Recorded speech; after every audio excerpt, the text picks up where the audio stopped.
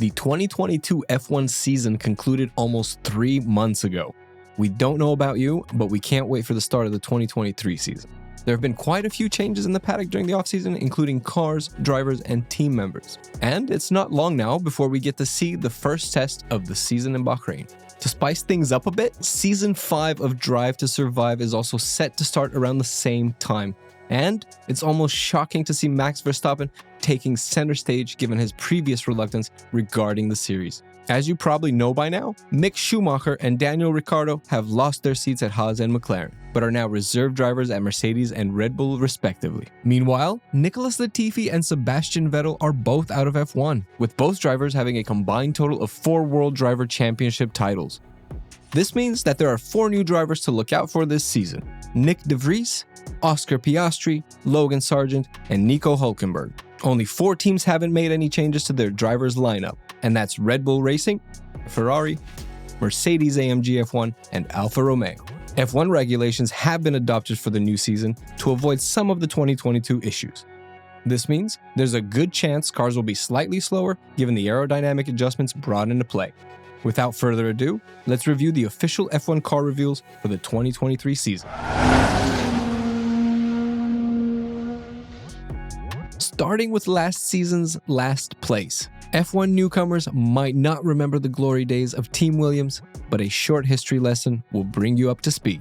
The British squad has won a total of 9 Constructors' Championships, with the last being in 1997 when the FW19 surpassed Michael Schumacher's Ferrari with a Renault V10 engine. The past 5 years have been particularly difficult, with unsuccessful efforts of moving away from the bottom of the constructor rankings. With Latifi departing from the Grove-based team, the Sofina sponsorship deal is as good as gone too. Still, bringing Logan Sargent on board was a pretty good idea that will attract more interest from North American companies. Although Gulf only has a small presence on the FW45 car, there's no telling how this new partnership might develop in time. Also, you can't help but notice the brilliant positioning of the Duracell logo where Lavazza used to be last year. The official car rollout happened at Silverstone, and the team's rookie driver was surprised at how much faster the F1 machine is compared to his old F2 ride. The FW45 seems to include features similar to what Red Bull used in 2022, which may very well help the team rise from the ashes and charge for the midfield.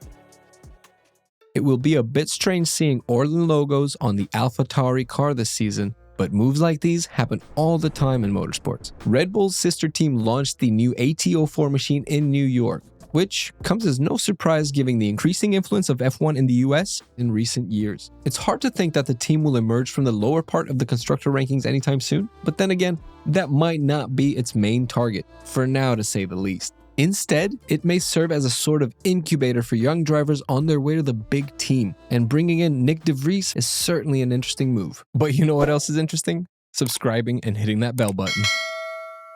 It might take a keen eye to notice how the livery has changed since last year, but seeing both cars next to each other might help clear that up. It's not a radical redesign, and we'll just have to wait and see how the AT04 handles the first test of the year before getting a better understanding of how it has evolved since the AT03. Haas was the first team to reveal the new livery for the 2023 F1 season. This is a repeat performance for the American team, but their eagerness to show off the new project seems to have left them without a presentation on the championship's official YouTube channel. The new VF23 car was released several days later at Silverstone. The team has been part of the sport since 2016, and we all know that it has been struggling to keep up with the competition for a few years. Last year's start of the season sponsorship and driver troubles didn't help either, and some fans are still upset over the Schumacher decision too. Black is the dominant color for the new livery, which reminds us of the old VF19. The increasing influence of F1 in the US might have helped Haas secure 2 new sponsorships as well, MoneyGram and Chipotle Mexican Grill, the latter having triggered some comic responses from online fans. At first glance, the VF23 seems to be using the same suspension as last year, but it now has an updated radiator arrangement with a Ferrari-inspired take on cooling. Still, it will take a strong performance from both Hülkenberg and K-Mag for the team to make a breakthrough this year and climb further up the rankings. As Sebastian Vettel has retired from F1, Aston Martin has filled the gap with another legendary driver, Fernando Alonso. It's certainly going to be interesting to see how he gets along with Lance Stroll this season, but something tells us that his racing experience will have a strong say. Aston Martin finished 7th in the Constructors' Championship in both 2021 and 2022, albeit with fewer points scored last year. The British manufacturer is celebrating its 110th anniversary this year, and that is clearly visible through the new livery. So, the pressure is on for both drivers to score the team's first podium in the AMR 23 F1 machine. The color scheme for 2023 seems to be almost identical to the one from last year. However, the AMR 23 has several newly designed elements such as the front wing, engine cover, and side pods. The team's new F1 campus will be ready next year, but Silverstone is always nearby for live testing. While the driver lineup at Alfa Romeo hasn't changed during the offseason, there are other things to consider. First off, Frederic Vasseur is now team principal at Ferrari. Aluni Bravi will be working with Andrea Seidel to guide the racing program for 2023, but it's still early to say if this breath of fresh air will help Alfa Romeo to continue moving up through the rankings. As opposed to other teams, the Swiss-Italian squad launched both the new car and the new livery at the same time and in 2 different locations. Orlen is no longer the major sponsor here, as that position has been taken out by Team Stake. As a result, the new livery has lost most of its white part and now closely resembles Ferrari's SF23. The C43 also makes use of a new Ferrari power unit, different from the 2022 variant.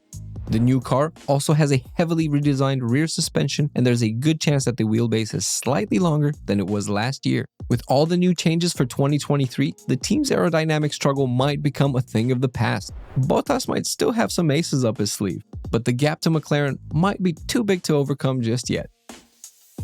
After Andreas Seidel's departure to Alfa Romeo, Zach Brown brought in Andrea Stella to lead the team to victory in 2023. Stella is no stranger to success, with multiple world championships under his belt. Despite Daniel Ricciardo's best efforts last year, he is no longer part of the team and has been replaced by the much younger Oscar Piastri.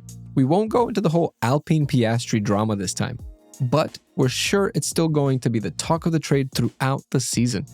Both teams were engaged in a fierce battle for P4 in the Constructor Championship last year, and the MCL60 won't have it easy this year either. The name of the new car is meant to celebrate the 60th anniversary of the team, thus honoring Bruce McLaren's legacy.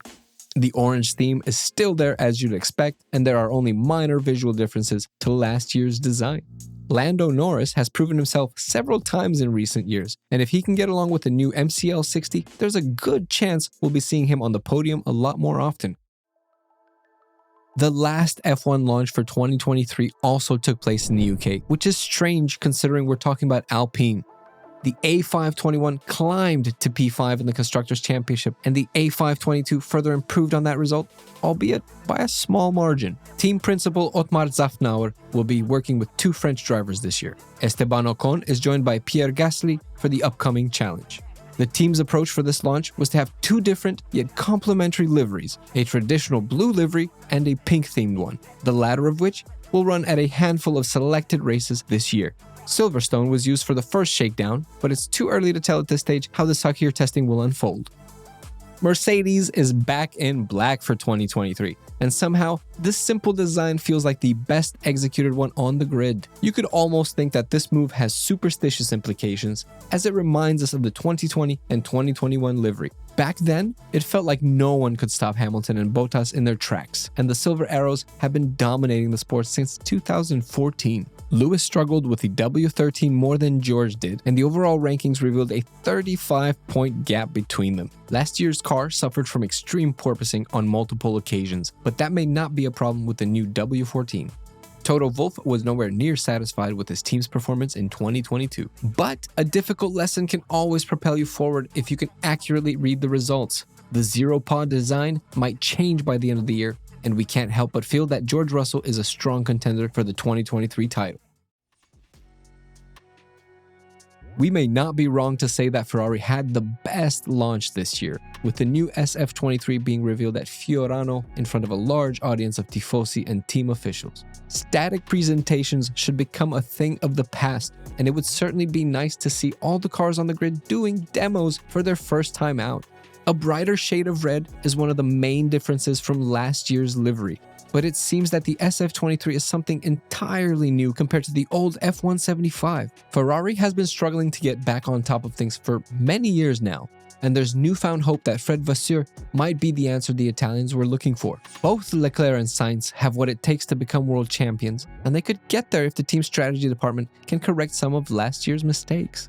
The F175 had its fair share of problems last year, but it still managed to bring 12 poles, 20 podiums, and 4 wins despite the fierce competition coming from Red Bull and Mercedes. With improved reliability, a redesigned suspension, and improved aerodynamics, Ferrari might just emerge victoriously at the end of 2023. Red Bull Racing presented the RB19 F1 Challenger in New York and took the whole world by surprise by announcing the new partnership with Ford. This is bound to have a big effect on the sport once the ball gets rolling, and we can't imagine how intense the championship will be a few years from now.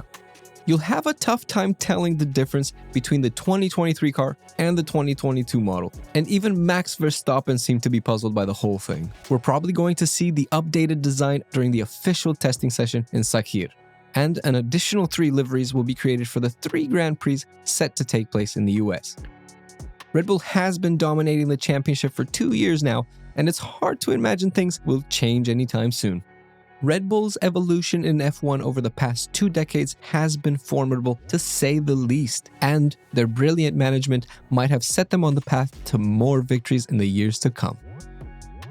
With the 2023 F1 car reveals concluded, until the end of Bahrain testing, all we can do is judge these books by their covers. Thanks for watching. You can always give us a like and subscribe for more upcoming content.